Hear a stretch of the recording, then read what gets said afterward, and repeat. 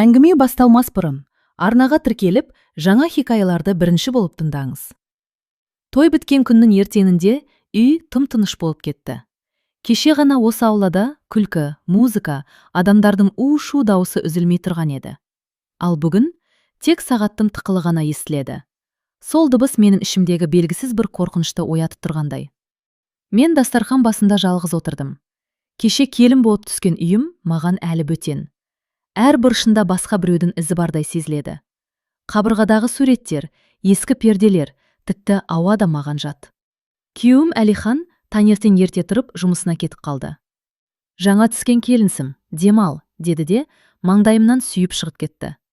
Сол сәтте оның сүйісі маған жылы емес, салқын болып сезілді. Бірақ мен оған мән бермедім. Өйткені жаңа түскен келін әр нәрседен күдік іздемеу керек деп ойладым. Мен бұл үйге үлкен үмітпен келдім. Ата-анамның көз жасы, ағаларымның аманаты, құрбыларымның қызғанышқа толы қарасы, бәрі менің арқамда қалғанда еді. Әлиханмен таныстығымыз ұзақ болмады, 6 ай ғана. Бірақ ол 6 айда ол өзін мінсіз ер адамдай көрсетті. Сабырлы, салмақты, артық сөйлемейді.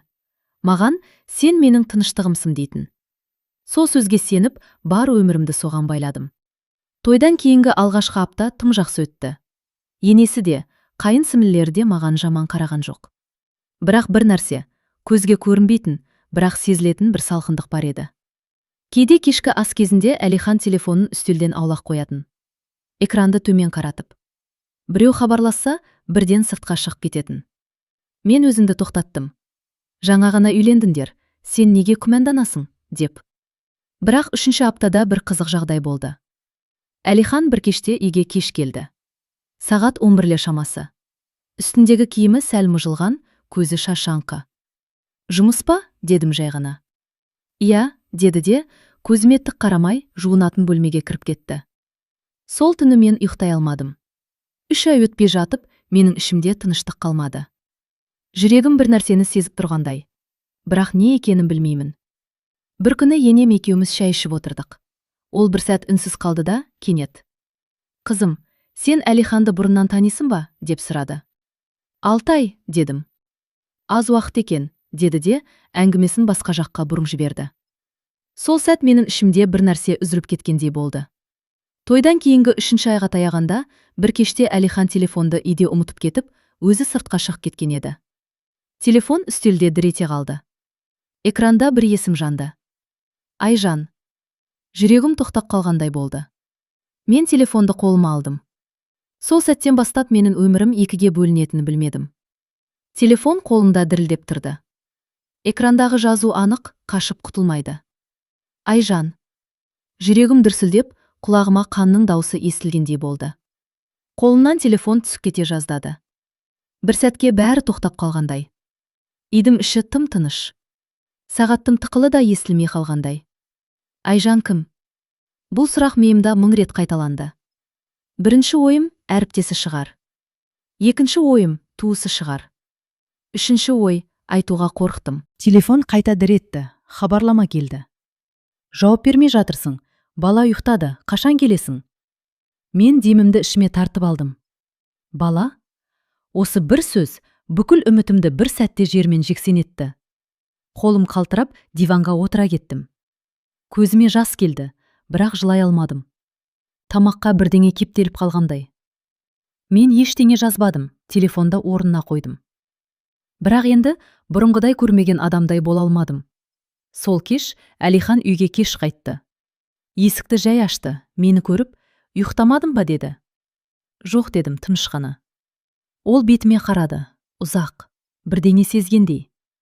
Жақсысы, ертең сөйлесерміз. Шашадым, деді де, жуынатын бөлмеде кіріп кетті. Мен сол түні көз ілмедім. Ертеңіне таңертең Әлихан әдеттегідей ерте тұрып, асығыс жиналды. Бүгін кешіріп келуім мүмкін деді. Қайда барасың деп сұрадым. Жұмыс, деді де, көзімді айналып өтті. Ол кеткен соң, үйдің іші маған тарылып кеткендей болды. Әр зат маған күдікпен қарап тұрғандай. Мен өзімді ұстап отырдым, бірақ ішімде бір дауыс айқайлап тұрды. Бұл жай ғана хабарлама емес. Түске таман шыдай алмадым, телефонды қайта алдым. Қолым дірілдеп тұр. Құпия сөзін білмеймін деп ойладым. Бірақ ол туған күнімді қойыпты. Сол күнді теріп көрдім. Телефон ашылды. Менің жүрегім сол сәтте шынымен тоқтап қалғай болды. Хабарламалар көп, өте көп. Кеше емес, бір апта емес, жылдар бойы жазысқан. Балам бүгін сені сұрады. Ақша аудардым ба? Ол әйелге үйленгенімді әлі айта алмай жүрмін. Мен телефонды қоя салдым. Ештеңе көргім келмеді. Сол сәтте бәрі анық болды. Әлиханның өмірінде мен жалғыз емес едім. Мен кейін келген адаммын. Үйдің іші кенет суып кеткендей. Өзімді осы үйге сыймай қалғандай сезіндім. Айнаға қарадым. Кеше ғана келін болып түскен қыз бүгін бөтен әйелге айналып кеткендей. Кешке Әлихан келгенде мен үндемедім. Ол да үндемеді. Арадағы үнсіздік тым ауыр еді. Ақыры ол, бірдеңе айтқың келіп жүрме деді. Мен терең дем алып, Айжан кім дедім. Ол сәл кідірді. 1 секунд. Бірақ сол секунд бәрін айтып тұрғандай еді. Ескі таныс деді ақыры. Бала туралы ше, дедім даусым дірілдеп. Ол көзін тайдырды. Ол бұрынғы өмірім деді. Сол сәтте мені ішімде бір нәрсе сынып түсті. Ал мен ше дедім. Мен сенің қандай өміріңмін? Ол жауап бермеді. 3 ай өтпей жатып, мен өзімді бөтен біреудің орнын басып отырғандай сезіндім. Мені неке деп ойлағаным біреудің өтірік екен. Сол түні Әлихан басқа бөлмеде ұйықтады. Ал мен таң атқанша терезеге қарап отырдым. Бұл тек бастамасы екенін сол кезде әлі білмедім. Әлихан сол түні басқа бөлмеде ұйықтады, ал мен ұйықтаған жоқпын. Таң атқанша төбеге қарап жаттым. Басымда бір ғана ой айналып тұрды. Мен бұл үйге не үшін келдім? Таңғы намаздың уақыты таяғанда ғана көзім ілініп кетіпті. Бірақ ұйқы емес, ауыр бір түс сияқты болды. Біреу мені итеріп жатқандай, біреу есігімді іштен жауып жатқандай. Таңертең енем ас үйде жүр екен. Мені көріп, «Қызым, түрім жоқ қой» деді. Ұйықтай алмадым дедім қысқа ғана. Ол маған ұзақ қарап тұрды. Ана жүрегі бәрін сезет дейді ғой. Сол сәтте ол бірдеңені білгендей болды. Әлихан түнде неге бөлек жатты, деп сұрады кенет. Мен үндемедім. Үндемей отырып шайымды араластыра бердім. Қолым тағы да дірілдеп кетті. Бірдеңе болды ма, деді ол, даусын бәсеңдетіп. Сол кезде шыдай алмадым. Көзіме жас келді. Апа, оның басқа әйелі бар екен, дедім сыбырлап. Енемнің қолындағы кесе сәл қалтырап барып үстелге қойылды. Ол үндемей қалды. Ұзақ уақыт. Сосын терең дем алды. Мен сезгенмін, деді жай ғана. Сол сөз мені одан бетер күйретті. Білдіңіз бе, дедім. Толық емес, бірақ бұрын бір әйел болғанын, баласы бар екенін естігем, деді. Мен орнымнан тұра алмай қалдым. Сонда неге маған айтпадыңыздар? Ол өткен өмірім, деді. Біз сендік, деді енем. Сол күні түске таман Әлихан үйге келді. Әдетте келмейтін. Мені ас үйде көріп, енемді байқап, бәрін түсінгендей болды. Отыр, сөйлесейік, деді. Біз үшеуміз үстел басына отырдық. Ауыр үнсіздік. Бірінші болып мен бастадым. Айжанмен қарым-қатынасын әлі бар ма? Ол көзін төмен салды. Ия, деді. Осы бір ия мені іштен өріртеп жіберді. Сонда мен кіммін, дедім. Сен заңды әйелімсің, деді ол. Енем орнынан тұрып кетті. Ал ана бала ше, деді ол, артына бұрылмай. Ол да менің балам, деді Әлихан. Сол сәтте бәрі анық болды. Бұл жай ғана сатқындық емес. Бұл екі өмір. Кешке қарай мен үйден шығып кеттім. Өзім де білмей, такси шақырып көрсетілген мекенжайға бардым. Телефондағы хабарламалардан бір адрес көзіме түскен еді. Көп қабатты үй, ескілеу, подъезі тар. Есік қоңырауын бастым. Есікті әйел ашты. Орта жаста, шашаңқы көздер. Бірақ мені көргенде сәл таң қалды. Сіз кімсіз, деді. Мен Әлиханның әйелімін, дедім. Ол бір сәтке үнсіз қалды да, есікті кеңірек ашты. Кіріңіз, деді. Үйдің іші тым-тыныш. Бұрышта кішкентай бала ұйықтап жатыр. Сол сәтте жүрегім ауырып кетті. Мен Айжанмын, деді ол. Ал сіз? Мен оның екінші емес, бірінші әйелімін деп ойлағанмын, дедім. Айжан күлді. Ащы күлкі. Ал мен өзімді жалғыз әйелмін деп ойладым, деді. Сол жерде екі әйел бір еркектің өтірігінің ортасында отырдық. Айжан бәрін айтты. Ол неке қиылмаған, бірақ бірге тұрған, бала туған. Әлихан жақында үйленем деп уәде берген, сосын менімен үйленген. Ол саған не ұсынды деп сұрадым. Сабыр етуді, деді ол. Екі үйді де тастамаймын, деді. Сол сөз менің жанымды жұлып алды. Мен үйге қайтып келдім. Әлихан мені күтіп отыр екен. Сен Айжанға бардың, е? Деді. Мен басымды изедім. Ол саған не деді? Ол шындықты айтты, дедім. Әлихан тыныс алды. Мен екеуімді де жоғалтқым келмейді, деді. Сонда бізді қалай бөлірсесің, дедім. Ол сәл кідіріп. Бірім осы үйде, бірін ана үйде, деді. Сол сәтте мен орнымнан тұрдым. Ондай өмір маған керек емес, дедім. Бірақ ішімде бір сұрақ қалды. Мен шынымен кете аламын ба? Түн ортасы ауғанша көз іле алмадым. Әлихан екеуміз бір үйде болсақ та, екі бөлек әлемде жатқанда едік. Ол залда, мен жатын бөлмеде. Арадағы қабырға тым жұқа сияқты, бірақ үнсіздік тым қалың. Кету керек. Бұл ой санама қайта-қайта келді. Бірақ әр келген сайын артынан бір сұрақ еріп жүрді. Қайда? Қалай? Не бетіммен? Таңертең анама қоңырау шалдым. Даусын естігенде өзімді ұстай алмадым. Апа, дедім де жылап жібердім. Анам үнсіз тыңдады. Бәрін. Тойды, 3 айды, Айжанды, баланы. Ұзақ тыныштықтан кейін ғана. Қызым, бұл ауыр екен, деді. Жүрегім бір сәтке жылып қалды. Бірақ ол көпке созылмады. Бірақ әр отбасыда қиындық болады, деді анам. Бұл қиындық емес, апа, дедім.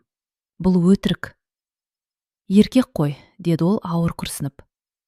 Сол екі сөз мені іштен тағы бір рет өлтірді. Еркек қой. Түске таман әкем келді. Үйге. Өзім тұрып жатқан үйге. Ол Әлиханмен бөлек сөйлесті. Не айтқандарын білмеймін. Бірақ әкем шыққанда жүзінен ашу емес, шашау көрінді. Қызым, деді ол маған. Қазір кетсең, жұрт не дейді? Жұртпен емес, өзіммен қалай өмір сүремін, дедім. Әкем үндемеді. Балаң жоқ, байлаулы емессің. Бірақ бір үйді бұзу оңай емес, деді. Бұл үйді мен салдым ба? Бұл өтірікті мен бастадым ба?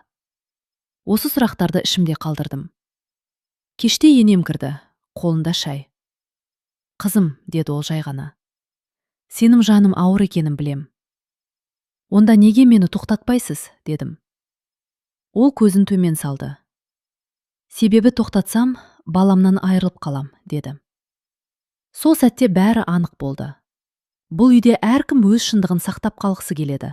Ал мен тек шындықты ғана қалаппын. Әлихан сол түні жаныма келді. Мен саған үйреніп қалдым, деді. Үйрену сүю емес, дедім. Айжаннан кету қиын, деді ол.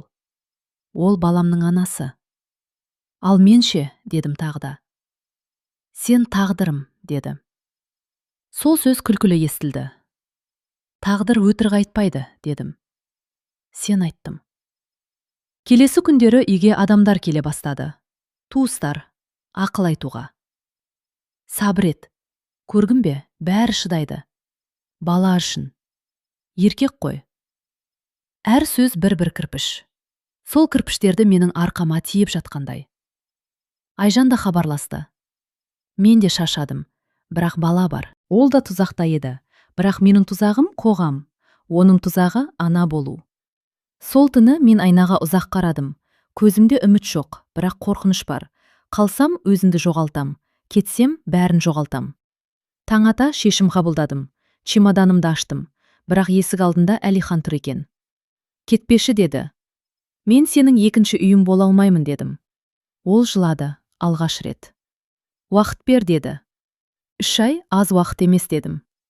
Мен есіктен шықтым, бірақ жүрегімнің жартысы сол үйде қалды. Бұл соңғы шешім емес екенін сездім. Ата-анамның үйіне келгенде өзімді қонақтай сезіндім. Бұл мен өскен үй, бірақ енді мен бұрынғы қыз емес едім. Әр бұрыш маған өткен өмірімді еске салды. Ал қазіргі өмірім Ол тым ауыр еді. Анам үндемей ғана дастархан жайды. Әкем теледидарға қарап отырды. Үйде бәрі бар, бірақ тыныштық жоқ. Әркім өз ойымен әлек. 3 күн өтті. 4-ші күні таңертең бір нәрсе мазалай бастады. Денем әлсіз, басым айналады.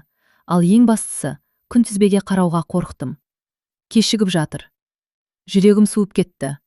Жоқ, мүмкін емес дедім өзіме. Дәріханаға жалғыз бардым. Бетімді орамалмен жауып алғандай. Ешкім танық қоймасын деп айналаға жалтақтай бердім. Қолында кішкентай қорап, бірақ салмағы тас сияқты. Үйге келіп, есікті іштен жауып алдым. Күту өмірімдегі ең ұзақ минуттар болды. 2 сызық. Көзіме жас келді, бірақ бұл жолы жыламадым. Қуануым керек пе? Қорқуым керек пе? Балам, менің балам.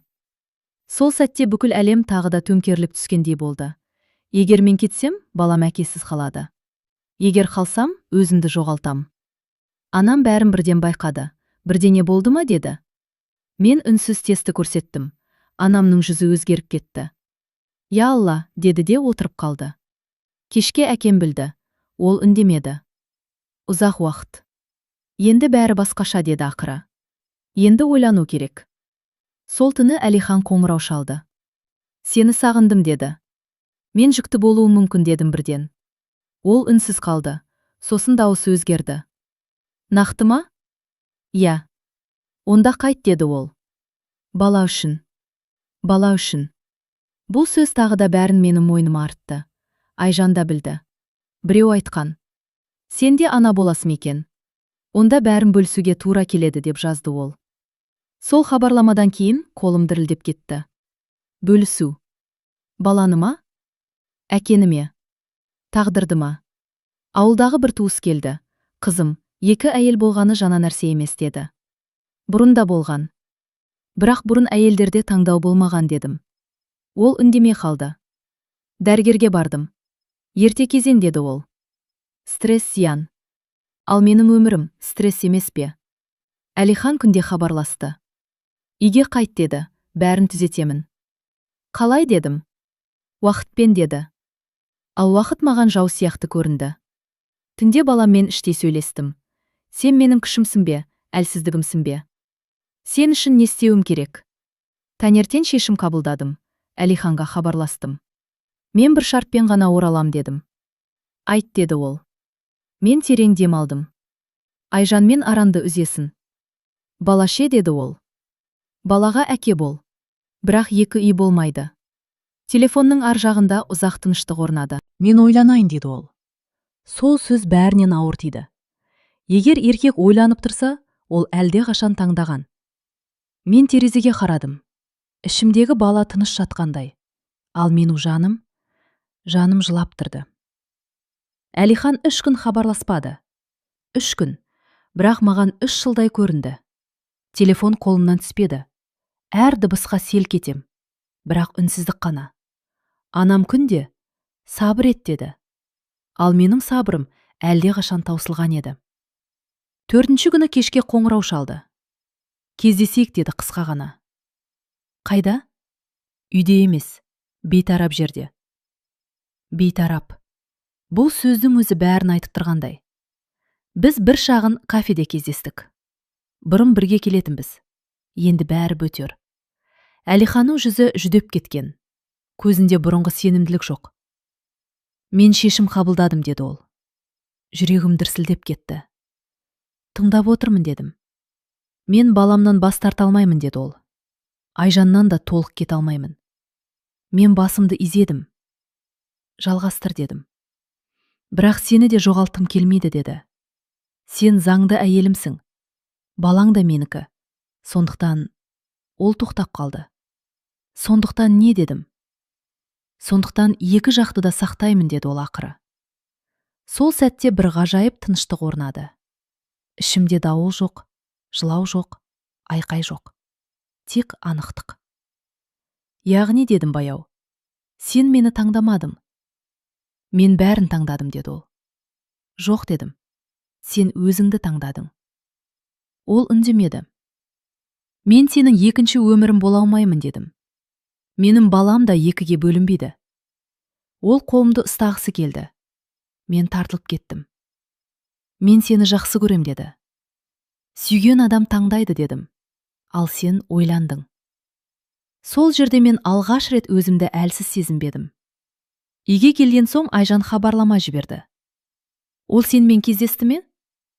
Мен жауап бердім. Иә, ол ешқайсымызды таңдамады.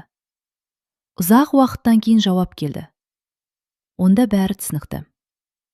Ертеңіне Айжан өзі қоңырау шалды. Дауысы шашаңқы. Мен кетем деді. Қайда? Басқа қалаға. Бала үшін. Осылай өмір сүру мүмкін емес екен. Оның дауысы дірілдеп тұрды. Ол біле ме дедім. Иә, ол қарсы болды. Бірақ алғаш рет мен де таңдадым деді. Сол сәтте мен оған ренжи алмадым. Біз бір еркектің емес, бір таңдаусыздықтың құрбандары едік. Айжан кеткен күні Әлихан тағы келді. Ол баламды алып кетпек деді ашулы. Ал сен оны қашан таңдадым дедім. Ол үнсіз қалды. Мен де кетем дедім. Қайда? Өз өміріме. Бала ше? Бала менімен, дедім нық. Сен әке болғың келсе, адал бол. Ол жылады. Тағы да. Бірақ бұл жолы менің жүрегім қозғалған жоқ. Сол түні мен ішімдегі балаға алғаш рет анық, сенімді түрде сөйледім. Сен екеуміз тірі қаламыз. Қандай болса да. Дәрігерге қайта бардым. Жағдай тұрақты деді ол. Бірақ тыныштық керек. Мен тыныштықты таңдадым. Ажырасуға арыз бердім. Құжаттарға қол қойғанда қолым дірілдеді. Бірақ қорқыныштан емес, жауапкершіліктен. Әлихан соңғы рет. Мүмкін бәрі өзгерер деді. Жоқ дедім. Өзгермеген нәрсе сенің таңдауым. Есіктен шыққанда ішімдегі ауыр жүк түскендей болды. Алдымда қорқынышты, бірақ өзіме тиесілі өмір тұрды. Мен енді тек әйел емес едім. Мен ана едім. Ажырасқаннан кейінгі алғашқы күндер ең ауыр болды. Үй толы адам емес, үн толы еді. Түнде сағаттың тықылы, сырттағы иттің үргені, көршінің есік жапқаны бәрі жүрекке қадалады. Бұрын біреудің тынысы естілетін үйде енді тек өз демің ғана бар. Мен жалғыз қалдым. Жалғыз, бірақ екі жан болып. Ішімдегі бала күн сайын өзін сездір келе жатты. Кейде жай ғана қозғалады, кейде жүрегіме жылы бір белгі қалдырып кетеді. Сол кезде ғана өзімді толық жалғыз сезінбейтінмін. Жұмысқа шығу керек болды. Бұрынғы әріптестерінің көзқарасы өзгерген. Бірі аяйды, бірі ішінен сөгіт тұрғандай, бірі мүлде амандаспайды. Естідім бе ажырасыпты деген сыбырларды сыртта еститінмін. Жүкті дейді, өзі кінәлі шығар. Мен басымды тік ұстап жүрдім, бірақ әр сөз жүрекке ине болып қадалатын. Бір күні бөлім бастығы шақырды. Жағдайыңды түсінеміз деді. Бірақ жүктілікпен жұмыс ауырлай ма? Ауыр емес дедім келді. Ауыр көзқарастар. Мен істей аламын дедім. Үйге кеш қайтатын болдым. Көшеде жүру оңайырақ, үйде ойлар көп. Анам жиі хабарласып тұрды. Қызым, дұрыс істедім дейтін. Бірақ даусында бір өкініш бар. Әкем бұрынғыдай көп сөйлемейді, бірақ кейде бәрі өтеді деп қояды. Айжаннан хабар болмады. Тек бір рет. Қала ауыстырдық, балаға тыныш деп жазды. Сол хабарды оқығанда ішімде бір жеңілдік болды. Бір бала болса да тыныш өмір сүрсе екен. Жүктіліктің соңғы айлары жақындады. Денем ауырлай бастады. Түнде ұйықтау қиын. Болашақ туралы ой одан да қиын. Мен жалғыз босанам ба? Қолымды кім ұстайды? Бір күні дәрігер. Қысымың жоғары деді. Көбірек демал. Демалу. Мен өмір бойы біреу үшін өмір сүріп ал өзім үшін демалуды енді ғана үйреніп жатырмын. Көршілердің бірі. Әкесі келмей ме деп сұрады бір күні. Жоқ дедім. Қиын ғой деді. Иә, қиын. Бірақ ұят емес. Түндердің бірінде толғақ белгілер басталды. Үйде жалғыз едім. Қолым дірілдеп, жедел жәрдем шақырдым. Жол бойы ішімдегі баламен сөйлестім. Қорықпа, біз мықтымыз. Біз бірге келеміз. Ауруханада бәрі тез болды. Ақ халат, суық жарық, бейтамыс адамдар. Бірақ бір сәтте бәрі өшіп қалғандай. Сол кезде мен тек бір нәрсені ойладым. Мен сені таңдап қалдым. Ауырсыну, айқай, көз жасы, сосын үн. Алғашқы жылау. Сол дыбыс менің өмірімді қайта жазды. Құттықтаймыз, деді акушер. Қыз бала. Қызым. Мен оны құшағыма алдым. Кішкентай, жылы, тірі. Сол сәттетте менің ішімдегі барлық қорқыныш жойылды. Мен жалғыз емеспін. Мен анамын. Перзентханадан шыққан күн әлі де есімде. Қолымда кішкентай қыз, ал ішімде бұрынғыдан мүлде басқа әйел. Күн сәулесі де басқаша көрінді. Адамдарда, өмірде. Үйге келген соң алғашқы түн ең қиын болды. Қызым жиі оянады, жылайды. Мен де жылаймын. Бірақ бұл жолы жылау әлсіздіктен емес, жауапкершіліктен еді. Тыныш қызым, деп сыбырлаймын. Біз бірге бәрін жеңеміз. Кейде өзіме сенбей қалам. Мен шынымен жалғыз істей аламын ба? Бірақ таң атқан сайын жауапты қызым береді. Ол тірі, ол маған сенеді. Анам күнде келіп көмектесіп жүрді. Сен бұрынғыдай емес екенсің, деді бір күні. Қандаймын? Қаттырақсың, деді. Бұл мақтау ма әлде өкініш пе білмедім. Бірақ мен оны қабылдадым. Қызымның атын Айлин қойдым. Бұл атты ешкіммен ақылдасқан жоқпын. Өз жүрегіммен таңдадым. Өйткені бұл өмірдегі алғашқы шешімімді өзім ғана қабылдағым келді. 6-шы апта өткенде күтпеген хабар келді. Әлихан хабарласты. Телефонды көргенде жүрегім бір сәтке шым ете қалды. Бірақ қорқыныш емес, өткеннің көлеңкесі ғана. Халдарың қалай, деді. Жақсы, дедім қысқа.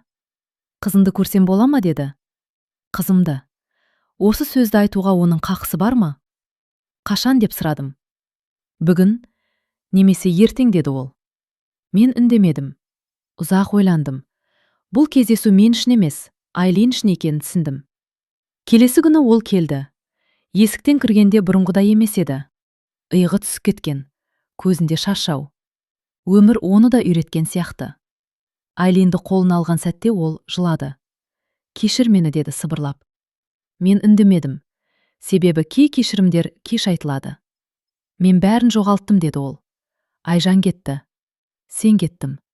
Үй бос. Үй сен кетіп қалған кезде бос еді, дедім. Ол басын изеді. Мен қателестім, деді. Қателік бір рет болады, дедім. Ал сен өмір салтын таңдадың. Ол үндемеді. Мен қайтадан отбасы болғымыз келеді, деді ақыры. Мен Айлинге қарадым. Ол тыныш ұйықтап жатыр. Менің отбасым осы, дедім. Ал сен әкесі болғың келсе, жауапкершілікті үйрен. Мен өзгере аламын, деді ол. Өзгеру сөз емес, дедім. Бұл уақыт пен әрекет. Ол сол күні кетіп қалды. Ал мен алғаш рет ішімде бір нәрсені нақты сездім. Мен оны күтпеймін. Күндер өтті. Айлин өсті. Ал мен де. Түнгі жылауларға үйрендім. Жалғыз серуендерге. Бөтелкені бір қолмен дайындауға. Өмірді жоспарлауға. Бір күні көшеде бір әйел тоқтатты. Сіз жалғыз анасыз ба, деді. Иә, дедім. Күштісіз, деді. Сол сөз мен үшін ең үлкен марапат болды. Әлихан кейде келіп тұрды. Әкелік міндетін орындауға тырысты. Бірақ мен оның өзгерісін емес, тұрақтылығын бақылады. Өткен біртіндеп артта қалды. Алдымда тек Айлиннің болашағы тұрды. Бірақ мен білмедім. Өткен кейде соңғы рет емес, соңғы сынақ ретінде оралады екен. Айлин бір жасқа толғанда мен алғаш рет артқа емес, алға толық қарадым. Бір жыл бұрын мен қорыққан әйел едім. Таңдауды өзгенің қолына берген. Шыда деген сөзге бас иіп үйренген адам едім. Ал қазір мен қызымның алдында ең басты адаммын. Туған күнді үлкен қылмадым. Үйде ғана. Анам, әкем, бірнеше жақын адам. Айлин тортты қолымен мұжып күлді. Сол күлкі үшін мен бәріне төзгенімді түсіндім. Әлихан да келді. Ол қазір басқа адам сияқты. Тыныш. Артық сөйлемейді. Көзінде баяғы өзімшіл сенім жоқ. Сөйлесек бола ма, деді ол. Айлинді анама беріп сыртқа шықтым. Айт, дедім. Мен жалғыз қалдым, деді ол. Шынымен. Бұл жалғыздық емес, дедім. Бұл нәтиже. Ол басын изеді. Мен сені әлде жақсы көрем, деді. Мен жымидым. Ал мен өзімді жақсы көрем, дедім. Бұл кеш келген махаббат емес, дұрыс келген махаббат. Мүмкін бір күні, деп бастады ол. Жоқ, дедім анық. Кейбір есіктер бір рет жабылады. Олар қайта ашылса, сол үй құлайды. Ол үндемеді. Айлиннің әкесі болып қал, дедім. Бірақ менің өміріме қайта кірме. Бұл сөзді айтқанда жүрегім ауырмады, себебі мен кешірдім, бірақ қайтпадым. Кешке Айлин ұйықтағанда терезе алдында ұзақ отырдым. Осы үйде бір кездері жылап отырғанымды, өзімді кінәлағанымды есіме алдым. Мен не үшін шыдадым? Мен не үшін үндемедім? Себебі бізге солай үйреткен. Әйел болу төзу деп. Ал шын мәнінде әйел болу таңдау екен. Кейін жұмысымда өсім болды. Жаңа адамдар, жаңа орта. Мені ешкім ажырасқан деп емес, маман деп қабылдады. Бір күні жас қыз келіп, сіздің әңгімеңізді естідім деді. Қалай шыдадыңыз? Мен басымды шайқадым. Мен шыдамадым дедім. Мен кеттім. Ол жымиды. Сол сәтте мен өзімнің тарихым біреуге күш бергенін түсіндім. Айлин өсті. Алғашқы қадамын жасады. Алғашқы сөзін айтты. Апа, деді. Сол бір сөз менің өмірімдегі ең таза, ең адал атақ болды. Кейде түнде өткен түсіме кіреді, бірақ ол енді қорқыныш емес, жай ғана естелік. Мен енді неге мен деп сұрамаймын. Мен не істей аламын деп сұраймын. Өмір мені сындырмады, ол мені қайта құрды. Айлин ұйықтап жатқанда маңдайынан сүйіп сыбырлаймын. Сен ешқашан екінші болма. Ешқашан шыда деп өзіңді өшірме. Сен жеткіліктісің. Терезеден таңның жарығы түсе бастады. Жаңа күн, жаңа өмір. Мен енді біреудің әйелі емеспін. Мен біреудің анасы. Және ең бастысы, өз өмірімнің иесімін. Айлин 3 жасқа толғанда мен алғаш рет өткен деген сөзді қорқпай айттым. Бұрын ол сөз кеудемді қысып дем алдырмайтын, ал қазір ол жай ғана бір тарау. Біздің үй шағын, бірақ жарық. Таңертең күн терезеден еркін кіреді. Айлин сол жарықта ойнайды. Оның күлкісі қабырғаға сіңіп қалған. Бұл үйде айқай жоқ, күдік жоқ. Тек өмірдің өзі бар. Кейде адамдар сұрайды, өкінбейсіз бе? Мен ойланып барып жауап беремін. Өкіну өткенге байлану. Ал мен қазіргіммен өмір сүріп жүрмін. Әлихан қызын айына бір рет көріп тұрады. Уәделер азайды, әрекет қана қалды. Бұл менің шарттарым. Айлин әкесін таниды, бірақ оған тәуелді емес. Мен де солаймын. Айжан туралы да естіп тұрамын. Ол басқа қалада. Өз өмірін қайта құрып жатыр дейді. Оның баласы мектепке барыпты. Кейде оны ойласам, ішімде ашу емес, тыныш түсінік қана қалады. Біз екеуміз бір еркек үшін емес, бір таңдаусыздық үшін ау жолдан өттік. Кейде түнде өзіммен сөйлесемін. Егер бәрім қайта бастауға мүмкіндік болса, не істер едім? Жауабым дайын. Мен тағы да кетер едім. Себебі кету қашу емес екен. Кету өзімді құтқару. Айлин бір күні сұрады.